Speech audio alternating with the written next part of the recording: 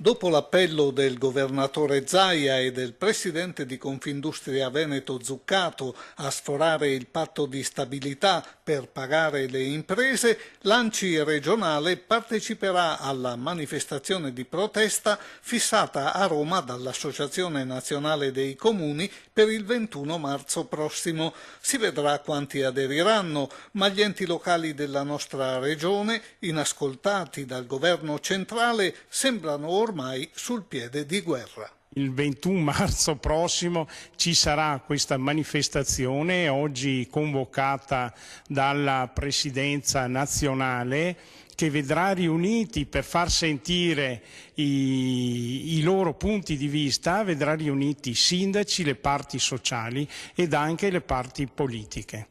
Sbloccare dunque i pagamenti alle aziende creditrici, investire nel territorio per rimettere in moto l'economia del paese.